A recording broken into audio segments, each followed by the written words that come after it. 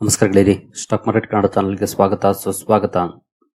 ಗೆಳೆಯರಿ, ವಿಡಿಯೋದಲ್ಲಿ ನಮ್ಮ ಮಾರ್ಕೆಟ್ಗೆ ಸಂಬಂಧಪಟ್ಟಂತೆ ಹಾಗೆ ಹಲವಾರು ಇಂಡಿವಿಜುವಲ್ ಸ್ಟಾಕ್ ಗಳಿಗೆ ಸಂಬಂಧಪಟ್ಟಂತೆ ಬಂದಂತಹ ಸುದ್ದಿಗಳನ್ನ ತಿಳ್ಕೊಳ್ಳುವಂತ ಪ್ರಯತ್ನವನ್ನು ಮಾಡೋಣ. ಮೊದಲೇ ಇದು ರಿಸಲ್ಟ್ ಸೀಸನ್ ಆಗಿರೋದ್ರಿಂದ ಪ್ರತಿದಿನ ಕೂಡ ನೂರಾರು ಕಂಪನಿಗಳು ರಿಸಲ್ಟ್ ಅನ್ನು ಅನೌನ್ಸ್ ಮಾಡ್ತಿದ್ದಾವೆ. ಇವತ್ತು ಇಲ್ಲಿವರೆಗೂ ಬಂದಿರುವಂತಹ ನಂಬರ್ಸ್ ಅನ್ನು ಕೂಡ ಓವರ್ ವ್ಯೂ ಮಾಡಿ ತಿಳ್ಕೊಳ್ಳುವಂತ ಪ್ರಯತ್ನವನ್ನು ಮಾಡೋಣ. ಮೊದಲಿಗೆ ಡಿಸ್ಕ್ಲೇಮರ್ ಕೊಡ್ಲಿಕ್ಕೆ ಇಷ್ಟಪಡ್ತೀನಿ. ಇಲ್ಲಿ ಕವರ್ ಮಾಡ್ತಿರುವಂತಹ ಯಾವುದೇ ಸ್ಟಾಕ್ ಅನ್ನು ಕೂಡ ರೆಕಮೆಂಡ್ ಮಾಡ್ತಿಲ್ಲ. ನೀವು further study meditation ತಗೊಳ್ಳಬಹುದು.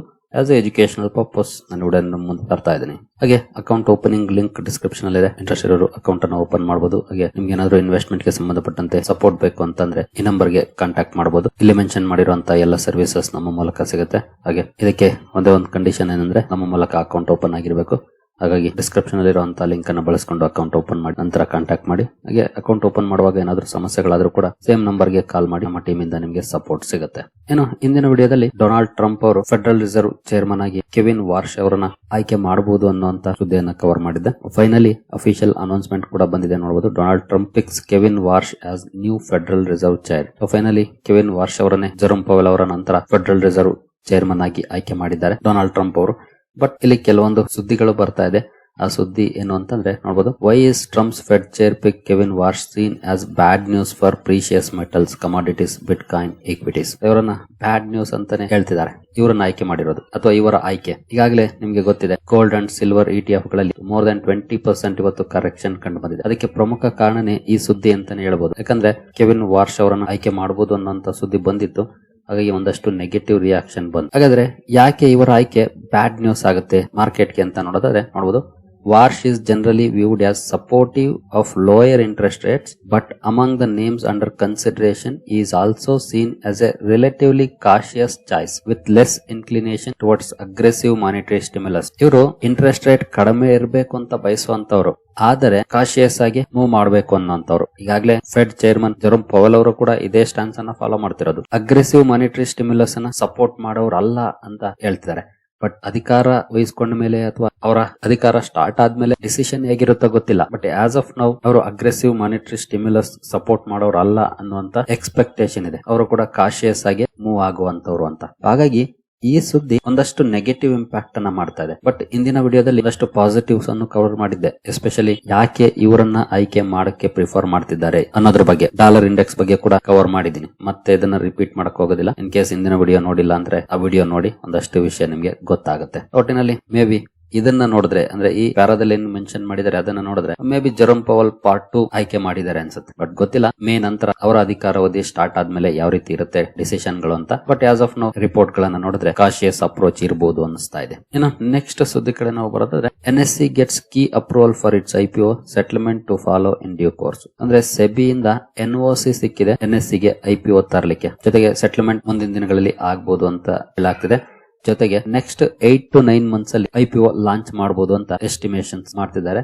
ಜೊತೆಗಿದು fully OFS ಆಗಿರುತ್ತೆ. ಅಂದ್ರೆ ಈಗಾಗಲೇ ಇನ್ವೆಸ್ಟ್ ಮಾಡಿರುವಂತಹ ಇನ್ವೆಸ್ಟರ್ಸ್ ಅಥವಾ ಪ್ರೀ IPO ಇನ್ವೆಸ್ಟರ್ಸ್ ಎಕ್ಸಿಟ್ ಆಗ್ತಾರೆ. NSE ಏನು ಇಲ್ಲಿ ಸ್ಟೇಕ್ ಅನ್ನ ಮಾರಾಟ ಮಾಡ್ತಿಲ್ಲ. ಸೆಬಿಯಿಂದ NOC ಅಂತೂ ಸಿಕ್ಕಿದೆ. ನೋಡೋಣ ಯಾವಾಗ ಬರುತ್ತೆ NSE IPO ಅಂತ. ಸಾಕಷ್ಟು ದಿನದಿಂದ ತುಂಬಾ ಜನ ವೇಟ್ ಮಾಡ್ತಿದ್ದಾರೆ. ಬಟ್ ಇನ್ನು 7-8 ತಿಂಗಳು ಕಾಯಬೇಕಾಗಿದೆ ಈ IPO ಗೆ. ಇನ್ನು ಫೆಬ್ರವರಿ 1ನೇ ತಾರೀಕು ನಮ್ಮ ಮಾರ್ಕೆಟ್ ಓಪನ್ ಇರುತ್ತೆ. ಅದೇ ದಿನ MCX ಕೂಡ ಓಪನ್ ಆಗ್ತಾ ಇದೆ. MCX ಹಾಗೂ NCDEX ಕೂಡ ಓಪನ್ ಆಗಿರುತ್ತೆ. ಅವರು ಕೂಡ ಇದ್ರ ಬಗ್ಗೆ ಅನೌನ್ಸ್ಮೆಂಟ್ ಅನ್ನ ಮಾಡಿದ್ದಾರೆ. MCX ಮಲ್ಟಿ ಕಮಾಡಿಟಿ ಎಕ್ಸ್ಚೇಂಜ್ ಹಾಗೂ ನ್ಯಾಷನಲ್ ಕಮಾಡಿಟಿ ಅಂಡ್ ಎಕ್ಸ್ಚೇಂಜ್ ಎರಡು ಕೂಡ ಓಪನ್ ಇರುತ್ತೆ. ಟೈಮಿಂಗ್ ನೋಡೋದಾದ್ರೆ ಪ್ರೀ ಓಪನ್ ಸೆಷನ್ 8:45 ರಿಂದ 8:59 ವರೆಗೂ ಇರುತ್ತೆ. ನಾರ್ಮಲ್ ಮಾರ್ಕೆಟ್ 9 ರಿಂದ 5 ಗಂಟೆವರೆಗೂ ಇರುತ್ತೆ. ಇನ್ನು NCDEX ಟೈಮಿಂಗ್ ಕೂಡ ನೋಡಬಹುದು. 10 ರಿಂದ 5 ಗಂಟೆವರೆಗೂ ಟ್ರೇಡಿಂಗ್ ಟೈಮಿಂಗ್ಸ್ ಇರುತ್ತೆ. ಪ್ರೀ ಓಪನ್ ಸೆಷನ್ 9:45 ಇರುತ್ತೆ. ಈ ಟೈಮ್ ಅಲ್ಲಿ ರನ್ ಆಗುತ್ತೆ MCX ಹಾಗೂ NCDEX. ಹಾಗೆ SCBSE ಕೂಡ ಓಪನ್ ಆಗ್ತದೆ. ಈಗಾಗಲೇ ಲಾಸ್ಟ್ ವೀಕ್ ಇದ್ರ ಬಗ್ಗೆ ವಿಡಿಯೋನ ಕವರ್ ಮಾಡಿದ್ದೀನಿ. ಈ ಸಂಡೇ ಮಾರ್ಕೆಟ್ ಕ್ಲೋಸ್ ಇರೋದಿಲ್ಲ, ಓಪನ್ ಇರುತ್ತೆ ಬಜೆಟ್ ಪ್ರಯುಕ್ತ. ಇನ್ನು ರಿಸಲ್ಟ್ ಗಳ ಕಡೆ ಬರೋದಾದ್ರೆ, ರಿಲ್ಯಾಕ್ಸೋ ಫುಟ್ವೇರ್ ರಿಸಲ್ಟ್ ಅನ್ನು ಅನೌನ್ಸ್ ಮಾಡಿದೆ. ಇಯರ್ ಆನ್ ಇಯರ್ ನೋಡಬಹುದು ಫ್ಲಾಟ್ ಇದೆ ಪರ್ಫಾರ್ಮೆನ್ಸ್. ಕ್ವಾರ್ಟರ್ಲಿ ಇಂಪ್ರೂವ್ ಆಗಿದೆ. 629 ಕೋಟಿಯಿಂದ 668 ಕೋಟಿಗೆ ಅಪ್ ಆಗಿದೆ. ಬಟ್ ಎಬಿಟ್ ಅಲ್ಲಿ ಇಯರ್ಲಿ ಕ್ವಾರ್ಟರ್ಲಿ ಎರಡು ಕಡೆ ಡೌನ್ ಪರ್ಫಾರ್ಮೆನ್ಸ್ ಅನ್ನ ಮಾಡಿದೆ ರಿಲ್ಯಾಕ್ಸೋ ಫುಟ್ವೇರ್. ಹಾಗೆ ನೆಟ್ ಪ್ರಾಫಿಟ್ ಅಲ್ಲೂ ಕೂಡ ಡೌನ್ ಪರ್ಫಾರ್ಮೆನ್ಸ್ ಇದೆ. ಸೇಲ್ಸ್ ಅಲ್ಲಿ ಫ್ಲಾಟಿಶ್ ಇದ್ರೆ ಎಬಿಟ್ ಅಂಡ್ ನೆಟ್ ಪ್ರಾಫಿಟ್ ಅಲ್ಲಿ ಎರಡು ಕಡೆ ಡೌನ್ ಇದೆ. ಇಯರ್ಲಿ ಆಗ್ಬಹುದು ಅಥವಾ ಕ್ವಾರ್ಟರ್ಲಿ ಆಗ್ಬಹುದು. ಅಂಡರ್ ಪರ್ಫಾರ್ಮೆನ್ಸ್ ಅನ್ನೇ ಮಾಡಿದೆ ರಿಲ್ಯಾಕ್ಸೋ ಫುಟ್ವೇರ್. ನಂತರ Bajaj auto 2 and 3 wheeler segment ಅಲ್ಲಿ ಕೆಲಸ ಮಾಡುವಂತಹ ಕಂಪನಿ ಪರ್ಫಾರ್ಮೆನ್ಸ್ ನೋಡಬಹುದು. ಇಯರ್ ಆನ್ ಇಯರ್ ಸೇಲ್ಸ್ ಅಲ್ಲಿ 23% ಅಪ್ ಆಗಿದೆ. ಕ್ವಾರ್ಟರ್ಲಿ ಕೂಡ ರೀಸೆಂಟ್ ಇಂಪ್ರೂವ್ಮೆಂಟ್ ಇದೆ. ಎಬಿಟ್ ಅಲ್ಲಿ ಪರ್ಫಾರ್ಮೆನ್ಸ್ ಇಯರ್ಲಿ ಕ್ವಾರ್ಟರ್ಲಿ ಎರಡು ಕಡೆ ರೈಸ್ ಆಗಿದೆ. ನೆಟ್ ಪ್ರಾಫಿಟ್ ಅಲ್ಲೂ ಕೂಡ ಒಳ್ಳೆ ಪರ್ಫಾರ್ಮೆನ್ಸ್ ನೋಡ್ಲಿಕ್ಕೆ ಸಿಕ್ಕಿದೆ. ಎಕ್ಸೆಪ್ಷನಲ್ ಐಟಮ್ಸ್ 76 ಕೋಟಿ ಮೈನಸ್ ಆಗಿದೆ. ಬಟ್ ಸ್ಟಿಲ್ ಕಂಪನಿಯ ಪರ್ಫಾರ್ಮೆನ್ಸ್ ತುಂಬಾನೇ ಚೆನ್ನಾಗಿದೆ. ಬಜಾಜ್ ಆಟೋ Q3 ನಲ್ಲಿ ಒಳ್ಳೆ ಪರ್ಫಾರ್ಮೆನ್ಸ್ ಅನ್ನ ಮಾಡಿದೆ ನೋಡಬಹುದು. ನಂತರ NTPC ರಿಸಲ್ಟ್ ಅನ್ನು ಅನೌನ್ಸ್ ಮಾಡಿದೆ. ಇಲ್ಲಿ ದೊಡ್ಡ ಮಟ್ಟದ ಗ್ರೋತ್ ಎಕ್ಸ್ಪೆಕ್ಟ್ ಮಾಡಕ್ ಆಗೋದಿಲ್ಲ, ಸಿಂಗಲ್ ಡಿಜಿಟ್ ಅಲ್ಲೇ ಇರುತ್ತೆ, ಇದೇ ರೀತಿ ಗ್ರೋತ್ ಇರುತ್ತೆ. ಪರ್ಫಾರ್ಮೆನ್ಸ್ ನೋಡಬಹುದು, ಜಸ್ಟ್ 2% ರೈಸ್ ಆಗಿದೆ ಇಯರ್ ಆನ್ ಇಯರ್. ಕ್ವಾರ್ಟರ್ಲಿ ಕೂಡ ಆಲ್ಮೋಸ್ಟ್ ಸೇಮ್ ರೇಂಜ್ ಅಲ್ಲಿ ರೈಸ್ ಆಗಿದೆ, ಬಿಗ್ ಡಿಫರೆನ್ಸ್ ಏನ್ ಮಾಡಿಲ್ಲ, ಅಂದ್ರೆ ಸಿಂಗಲ್ ಡಿಜಿಟ್ ಅಲ್ಲೇ ಗ್ರೋತ್ ಇದೆ. ಎಬಿಟ್ ಅಲ್ಲೂ ಕೂಡ ಸಿಂಗಲ್ ಡಿಜಿಟ್ ಗ್ರೋತ್ ಇದೆ. ಕ್ವಾರ್ಟರ್ಲಿ ಸ್ವಲ್ಪ ಚೆನ್ನಾಗಿ ಇಂಪ್ರೂವ್ ಆಗಿದೆ. ನೆಟ್ ಪ್ರಾಫಿಟ್ ಅಲ್ಲೂ ಕೂಡ ಸೇಮ್ ಸಿಂಗಲ್ ಡಿಜಿಟ್ ಅಲ್ಲಿ ಗ್ರೋತ್ ಇದೆ. ಕ್ವಾರ್ಟರ್ಲಿ ಸ್ವಲ್ಪ ಚೆನ್ನಾಗಿ ಇಂಪ್ರೂವ್ ಆಗಿದೆ. ಕ್ವಾರ್ಟರ್ಲಿ ಇಯರ್ಲಿಗಿಂತ ಒಳ್ಳೆ ಪರ್ಫಾರ್ಮೆನ್ಸ್ ನೋಡ್ಲಿಕ್ಕೆ ಸಿಕ್ಕಿದೆ NTPC ನಂಬರ್ಸ್ ಅಲ್ಲಿ. ಓವರ್ ಆಲ್ ಒಳ್ಳೆ ಪರ್ಫಾರ್ಮೆನ್ಸ್ ನೋಡ್ಲಿಕ್ಕೆ ಸಿಕ್ಕಿದೆ NTPC ನಂಬರ್ಸ್ ಅಲ್ಲಿ. ನಂತರ ESAF small finance bank quarterly improvement ಇದೆ, ಬಟ್ ಇಯರ್ಲಿ 6% ಡೌನ್ ಇದೆ ನೋಡಬಹುದು. ಬಟ್ ಎಬಿಟ್ ಅಲ್ಲಿ ಸಾಲಿಡ್ ಪರ್ಫಾರ್ಮೆನ್ಸ್ ಇದೆ, ಇಯರ್ಲಿ ಆಗ್ಬೋದು ಅಥವಾ ಕ್ವಾರ್ಟರ್ಲಿ ಆಗ್ಬೋದು, ತುಂಬಾ ಒಳ್ಳೆ ಇಂಪ್ರೂವ್ಮೆಂಟ್ ನೋಡ್ಲಿಕ್ಕೆ ಸಿಕ್ಕಿದೆ. ನೆಟ್ ಪ್ರಾಫಿಟ್ ಅಲ್ಲೂ ಕೂಡ ಒಳ್ಳೆ ಪರ್ಫಾರ್ಮೆನ್ಸ್ ಇದೆ, ಯಾಕಂದ್ರೆ ಹಿಂದಿನ ವರ್ಷ ಹಾಗೂ ಹಿಂದಿನ ಕ್ವಾರ್ಟರ್ಲಿ ಲಾಸ್ ಅನ್ನ ರಿಪೋರ್ಟ್ ಮಾಡಿತ್ತು ಕಂಪನಿ, ಈ ಸಲ 7 ಕೋಟಿ ಪ್ರಾಫಿಟ್ ಅನ್ನ ರಿಪೋರ್ಟ್ ಮಾಡಿದೆ. ಹಾಗಾಗಿ ಒಳ್ಳೆ ಪರ್ಫಾರ್ಮೆನ್ಸ್ ಇದೆ ಎಬಿಟ್ ಅಂಡ್ ನೆಟ್ ಪ್ರಾಫಿಟ್ ಅಲ್ಲಿ. ನಂತರ ಗ್ರೀನ್ ಪನೆಲ್ ಇಂಡಸ್ಟ್ರೀಸ್, ಇಲ್ಲಿ ಕೂಡ ನೋಡಬಹುದು ಪರ್ಫಾರ್ಮೆನ್ಸ್ ಚೆನ್ನಾಗಿ ಇಂಪ್ರೂವ್ ಆಗಿದೆ, ಯಾಕಂದ್ರೆ ತುಂಬಾ ದಿನದಿಂದ ಅಂಡರ್ ಪರ್ಫಾರ್ಮೆನ್ಸ್ ಅನ್ನ ಮಾಡ್ತಿರುವಂತಹ ಕಂಪನಿ, ಬಟ್ ಈ ಸಲ ಬೆಟರ್ ಪರ್ಫಾರ್ಮೆನ್ಸ್ ಅನ್ನ ಮಾಡಿದೆ ಅಂತ ಹೇಳ್ಬೋದು. 396 ಕೋಟಿಯಿಂದ 416 ಕೋಟಿಗೆ ಅಪ್ ಆಗಿದೆ. ಕ್ವಾರ್ಟರ್ಲಿ ಕೂಡ, ಇಯರ್ಲಿ ಕೂಡ 359ರಿಂದ 416 ಕೋಟಿಗೆ ಜಂಪ್ ಆಗಿದೆ. ಇನ್ನು ಎಬಿಟ್ ಅಲ್ಲಿ ಒಳ್ಳೆ ಪರ್ಫಾರ್ಮೆನ್ಸ್ ಇದೆ, ಇಯರ್ಲಿ ಆಗ್ಬೋದು ಅಥವಾ ಕ್ವಾರ್ಟರ್ಲಿ ಆಗ್ಬೋದು, ತುಂಬಾ ಒಳ್ಳೆ ಪರ್ಫಾರ್ಮೆನ್ಸ್ ಇದೆ. ಇಯರ್ಲಿ ಅಂತೂ 135% ಅಪ್ ಆಗಿದೆ ಕಂಪನಿಯ ಎಬಿಟ್. ನೆಟ್ ಪ್ರಾಫಿಟ್ ಅಲ್ಲೂ ಕೂಡ ಒಳ್ಳೆ ಪರ್ಫಾರ್ಮೆನ್ಸ್ ಇದೆ, 20% ರೈಸ್ ಆಗಿದೆ. ಕ್ವಾರ್ಟರ್ ಆನ್ 6 ಕೋಟಿ ಲಾಸ್ ಇಂದ 10 ಕೋಟಿ ಪ್ರಾಫಿಟ್ ಗೆ ಬಂದಿದೆ ಕಂಪನಿ. ಟರ್ನ್ ಅರೌಂಡ್ ಪರ್ಫಾರ್ಮೆನ್ಸ್ ಅನ್ನ ಮಾಡಿದೆ ಗ್ರೀನ್ ಪನೆಲ್ ಇಂಡಸ್ಟ್ರೀಸ್ Q3 ನಲ್ಲಿ. ನಂತರ ಮದರ್ಸನ್ ಸುಮಿ ವೈರಿಂಗ್, ಇಲ್ಲಿ ಕೂಡ ನೋಡಬಹುದು performance year on year 26% rise ಆಗಿದೆ. ಕ್ವಾರ್ಟರ್ಲಿ ಕೂಡ ಡೀಸೆಂಟ್ ಇಂಪ್ರೂವ್ಮೆಂಟ್ ಇದೆ. ಇನ್ನು ಎಬಿಟ್ ಅಲ್ಲಿ ಕ್ವಾರ್ಟರ್ಲಿ ಸ್ವಲ್ಪ ಅಂಡರ್ ಪರ್ಫಾರ್ಮೆನ್ಸ್ ಇದೆ, ಇಯರ್ಲಿ 10% ರೈಸ್ ಆಗಿದೆ. ನೆಟ್ ಪ್ರಾಫಿಟ್ ಅಲ್ಲಿ ಕೂಡ ಕ್ವಾರ್ಟರ್ಲಿ ಡೌನ್ ಇದೆ, ಇಯರ್ಲಿ 7% ರೈಸ್ ಆಗಿದೆ. ಈ ರೀತಿಯ ಮಿಕ್ಸ್ಡ್ ಸೆಟ್ ಆಫ್ ನಂಬರ್ಸ್ ಅನ್ನ ಮದರ್ಸನ್ ಸುಮಿ ವೈರಿಂಗ್ ರಿಪೋರ್ಟ್ ಮಾಡಿದೆ Q3 ನಲ್ಲಿ. ನಂತರ ಅಜಂತಾ ಫಾರ್ಮಾದಲ್ಲಿ ಕ್ವಾರ್ಟರ್ಲಿ ಸ್ಲೈಟ್ಲಿ ಅಪ್ ಆಗಿದೆ, 1354 ಕೋಟಿಯಿಂದ 1375 ಕೋಟಿಗೆ ಅಪ್ ಆಗಿದೆ ಸೇಲ್ಸ್. ಹಾಗೆ ಇಯರ್ಲಿ 20% ರೈಸ್ ಆಗಿದೆ, ಒಳ್ಳೆ ಇಂಪ್ರೂವ್ಮೆಂಟ್ ನೋಡ್ಲಿಕ್ಕೆ ಸಿಕ್ಕಿದೆ ಇಯರ್ ಆನ್ ಇಯರ್. ಎಬಿಟ್ ಅಲ್ಲಿ ಇಯರ್ಲಿ ಕ್ವಾರ್ಟರ್ಲಿ ಎರಡು ಕಡೆ ಒಳ್ಳೆ ಪರ್ಫಾರ್ಮೆನ್ಸ್ ಇದೆ. ನೆಟ್ ಪ್ರಾಫಿಟ್ ಅಲ್ಲೂ ಕೂಡ ಒಳ್ಳೆ ಪರ್ಫಾರ್ಮೆನ್ಸ್ ಇದೆ, ಇಯರ್ಲಿ ಆಗ್ಬೋದು ಅಥವಾ ಕ್ವಾರ್ಟರ್ಲಿ ಆಗ್ಬೋದು, ಎರಡು ಕಡೆ ಒಳ್ಳೆ ಇಂಪ್ರೂವ್ಮೆಂಟ್ ಅನ್ನ ತೋರಿಸಿದೆ ಅಜಂತಾ ಫಾರ್ಮಾ Q3 ನಲ್ಲಿ. ನಂತರ ಅಂಬುಜಾ ಸಿಮೆಂಟ್ಸ್ ನ ನಂಬರ್ಸ್ ನೋಡಬಹುದು. ಸೇಲ್ಸ್ ಅಲ್ಲಿ ಡಿಸೆಂಟ್ ಪರ್ಫಾರ್ಮೆನ್ಸ್ ಇದೆ, ಸಿಂಗಲ್ ಡಿಜಿಟ್ ಅಲ್ಲಿ ಗ್ರೋತ್ ಇದೆ, ಬಟ್ ಎರಡು ಕಡೆ ಗ್ರೋತ್ ಇದೆ ಇಯರ್ಲಿ ಕ್ವಾರ್ಟರ್ಲಿ. ಬಟ್ ಎಬಿಟ್ ಅಲ್ಲಿ ಪರ್ಫಾರ್ಮೆನ್ಸ್ ಡೌನ್ ಇದೆ, ಇಯರ್ಲಿ ಕ್ವಾರ್ಟರ್ಲಿ ಎರಡು ಕಡೆ ಡೌನ್ ಪರ್ಫಾರ್ಮೆನ್ಸ್ ಇದೆ. ಇನ್ನು ನೆಟ್ ಪ್ರಾಫಿಟ್ ಅಲ್ಲೂ ಕೂಡ ಡೌನ್ ಪರ್ಫಾರ್ಮೆನ್ಸ್ ಇದೆ ನೋಡಬಹುದು. ಬಿಗ್ ಡಿಫರೆನ್ಸ್ ಆಗಿದೆ, 2600 2300 ಕೋಟಿಯಿಂದ ಬರೀ 367 ಕೋಟಿಗೆ ಇಳಿದಿದೆ ಕಂಪನಿಯ ನೆಟ್ ಪ್ರಾಫಿಟ್. ನಂತರ Brigade Enterprises, sales wise single digit growth ಇದೆ ಇಯರ್ಲಿ ಕ್ವಾರ್ಟರ್ಲಿ ಎರಡು ಕಡೆ. ಎಬಿಟ್ ಅಲ್ಲಿ ಪರ್ಫಾರ್ಮೆನ್ಸ್ ಇಯರ್ಲಿ 1% ಡೌನ್ ಇದೆ, ಕ್ವಾರ್ಟರ್ಲಿ ಇಂಪ್ರೂವ್ ಆಗಿದೆ. ನೆಟ್ ಪ್ರಾಫಿಟ್ ಅಲ್ಲೂ ಕೂಡ ಕ್ವಾರ್ಟರ್ಲಿ ಇಂಪ್ರೂವ್ ಆಗಿದೆ, ಇಯರ್ಲಿ ಡೌನ್ ಇದೆ. ಇದು ಕೂಡ ಮಿಕ್ಸ್ಡ್ ಸೆಟ್ ಆಫ್ ನಂಬರ್ಸ್ ಅನ್ನ ರಿಪೋರ್ಟ್ ಮಾಡಿದೆ ಅಂತ ಹೇಳ್ಬೋದು ಬ್ರಿಗೇಡ್ ಎಂಟರ್ಪ್ರೈಸಸ್ Q3 ನಲ್ಲಿ. ನಂತರ JBM ಆಟೋ, ಸೇಲ್ಸ್ ನೋಡಬಹುದು 16% ರೈಸ್ ಆಗಿದೆ ಇಯರ್ ಆನ್ ಇಯರ್. ಕ್ವಾರ್ಟರ್ಲಿ ಕೂಡ ಅಬೌವ್ 16% ರೈಸ್ ಆಗಿದೆ, ಯಾಕಂದ್ರೆ 1396, 1368, ಈಗ 1614 ಕೋಟಿಯನ್ನು ರಿಪೋರ್ಟ್ ಮಾಡಿದೆ. ಎಬಿಟ್ ಅಲ್ಲಿ ಪರ್ಫಾರ್ಮೆನ್ಸ್ ಇಯರ್ಲಿ ಕ್ವಾರ್ಟರ್ಲಿ ಎರಡು ಕಡೆ ಇಂಪ್ರೂವ್ ಆಗಿದೆ. ನೆಟ್ ಪ್ರಾಫಿಟ್ ಅಲ್ಲೂ ಕೂಡ ಇಂಪ್ರೂವ್ ಆಗಿದೆ ಪರ್ಫಾರ್ಮೆನ್ಸ್. ಈ ಸಲ 9 ಕೋಟಿ ಮೈನಸ್ ಆಗಿದೆ ಎಕ್ಸೆಪ್ಷನಲ್ ಐಟಮ್ಸ್, ಬಟ್ ಸ್ಟಿಲ್ ಕಂಪನಿಯ ಪರ್ಫಾರ್ಮೆನ್ಸ್ ಇಂಪ್ರೂವ್ ಆಗಿದೆ. ಓವರ್ ಆಲ್ ಒಳ್ಳೆ ಪರ್ಫಾರ್ಮೆನ್ಸ್ ಅನ್ನೇ ಮಾಡಿದೆ JBM ಆಟೋ. ನಿಮಗೆ ಗೊತ್ತಿರಬಹುದು ಕಂಪನಿ ಎಲೆಕ್ಟ್ರಿಕ್ ಬಸ್ಸಸ್ ಸೆಗ್ಮೆಂಟ್ ಅಲ್ಲೂ ಕೂಡ ಕೆಲಸವನ್ನ ಮಾಡುತ್ತೆ ಇದು.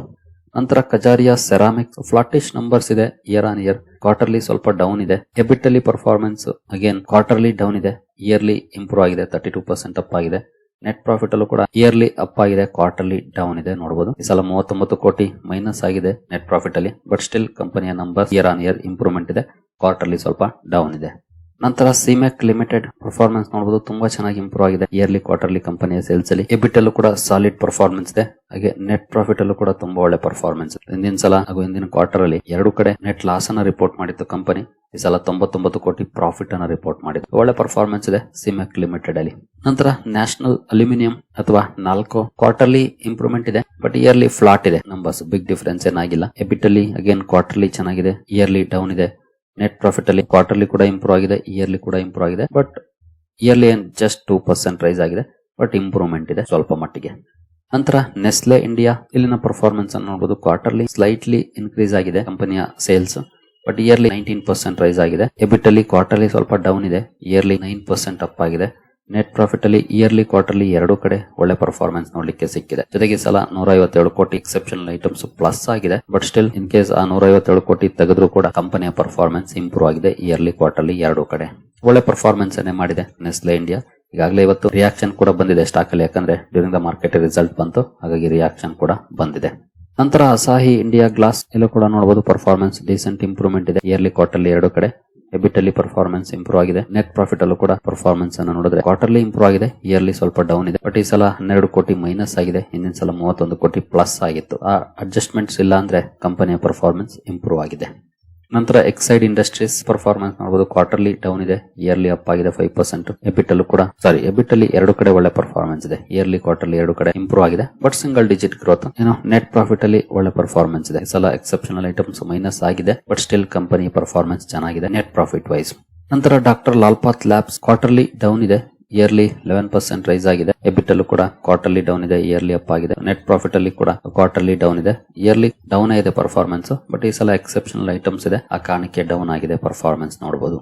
ನಂತರ ಏಜಿಸ್ ಲಾಜಿಸ್ಟಿಕ್ಸ್ ಇಲ್ಲಿ ಕ್ವಾರ್ಟರ್ಲಿ ಡೌನ್ ಇದೆ, ಇಯರ್ಲಿ ಫ್ಲಾಟ್ ನಂಬರ್ಸ್ ಇದೆ. ಎಬಿಟ್ ಅಲ್ಲಿ ಇಯರ್ಲಿ ಕ್ವಾರ್ಟರ್ಲಿ ಎರಡು ಕಡೆ ಅಪ್ ಆಗಿದೆ. ನೆಟ್ ಪ್ರಾಫಿಟ್ ಅಲ್ಲಿ ಕ್ವಾರ್ಟರ್ಲಿ ಡೌನ್ ಇದೆ, ಇಯರ್ಲಿ ಅಪ್ ಆಗಿದೆ. ಈ ರೀತಿ ಮಿಕ್ಸ್ಡ್ ಸೆಟ್ ಆಫ್ ನಂಬರ್ಸ್ ಅನ್ನ ಏಜಿಸ್ ಲಾಜಿಸ್ಟಿಕ್ಸ್ ರಿಪೋರ್ಟ್ ಮಾಡಿದೆ.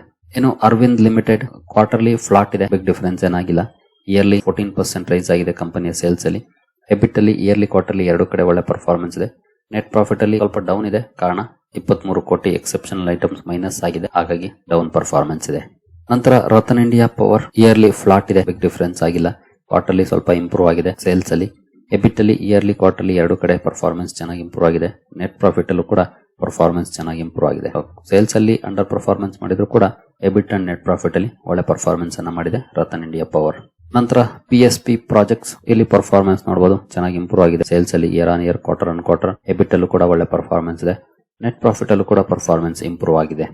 ನಂತರ ಅಜುನಿ ಬಯೋಟೆಕ್ ಇಲ್ಲಿ ಕೂಡ ನೋಡಬಹುದು, ಪರ್ಫಾರ್ಮೆನ್ಸ್ ಚೆನ್ನಾಗಿ ಇಂಪ್ರೂವ್ ಆಗಿದೆ ಸೇಲ್ಸ್ ಅಲ್ಲಿ. ಎಬಿಟ್ ಅಲ್ಲಿ ಪರ್ಫಾರ್ಮೆನ್ಸ್ ಇಂಪ್ರೂವ್ ಆಗಿದೆ. ನೆಟ್ ಪ್ರಾಫಿಟ್ ಅಲ್ಲೂ ಕೂಡ ಒಳ್ಳೆ ಪರ್ಫಾರ್ಮೆನ್ಸ್ ನೋಡ್ಲಿಕ್ಕೆ ಸಿಕ್ಕಿದೆ Q3 ನಲ್ಲಿ ಅಜುನಿ ಬಯೋಟೆಕ್ ಅಲ್ಲಿ. ಸರಿಗಳೇ, ಈ ಎಲ್ಲ ಅಪ್ಡೇಟ್ಸ್ ನಿಮಗೆ ಇಷ್ಟ ಆಗಿದೆ ಅನ್ಕೊಳ್ತೀನಿ. ಹಾಗೆ ಅಕೌಂಟ್ ಓಪನಿಂಗ್ ಲಿಂಕ್ ಡಿಸ್ಕ್ರಿಪ್ಷನ್ ಅಲ್ಲಿ ಇದೆ, ಅಕೌಂಟ್ ಅನ್ನು ಓಪನ್ ಮಾಡ್ಕೊಳ್ಬಹುದು. ಮುಂದಿನ ವಿಡಿಯೋದಲ್ಲಿ ಸಿಗೋಣ. ಅಲ್ಲಿವರೆಗೂ ಜೈ ಹಿಂದ್, ಜೈ ಕರ್ನಾಟಕ.